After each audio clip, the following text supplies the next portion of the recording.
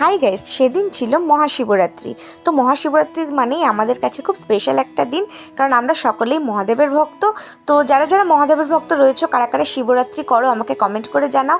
আমি তো করি, সারাদিন নির্জলা উপোস করে থাকি। উপোস করার পরে রাতের বেলা আমি আমার মা দিদি মিলে চলে গেছিলাম আমাদের পাড়ায় শিব মন্দিরে মহাদেবের মাথায় জল ঢালতে। তো এটা হচ্ছে একটা মা শীতলার মন্দির, তো এখানে মা শীতলা এবং মহাদেব একসাথে প্রতিষ্ঠিত। তো চলো তোমরা বলো, তোমরা কারা কারা উপোস করো, তোমরা কীরকম উপোস করো। যেমন আমি নির্জলা উপোস করি, সারাদিন জলও খাই না। রাতে মহাদেবের মাথায় এখানে জল ঢালার পরে বাড়িতে গিয়ে ফল খেয়ে উপোস ভাঙলাম, তারপরে ডাবের জল খেলাম। তো তোমরা কে কী খেলে বলো। আর হ্যাঁ, উপোসের শেষে পারলে সবাই একটা করে ডাবের জল খাবে, কারণ যেহেতু আমরা শরীরে সেদিন আমরা জল তারপরে তার সাথে কোনো খাবার কিছুই খাই না, তো ডাবের জল খাওয়াটা শরীরের পক্ষে খুব ভালো। তো যাই হোক, তোমরা বলো তোমরা কে কীরকম উপোস করো।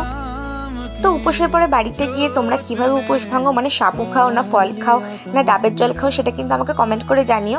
কারণ এক একজন এক একটা খায়, কেউ সাবু কেউ ফল। যদিও আমি সাবুটা খুব একটা পছন্দ করি না, তাই আমি মহাদেবের প্রসাদ ফল খেয়ে উপোসটা ভাঙি, আর রাতের বেলায় ফল খেয়ে আমি থাকি। তো তোমরা কিভাবে উপোস করো জানিও। কে কোন কোন প্রহরে জল ঢালো, কেউ এক প্রহরে, যেমন আমি এক প্রহরে ঢালি, কেউ কেউ 4 প্রহরে ঢালো। তো জানিও। আর যদি আমার ভিডিও ভালো লেগে থাকে, বেশি বেশি করে লাইক শেয়ার আর সাবস্ক্রাইব করতে কিন্তু ভুলো না। তো আজকের ভিডিও এই অবধি। সকলে মিলে বলো হর হর মহাদেব।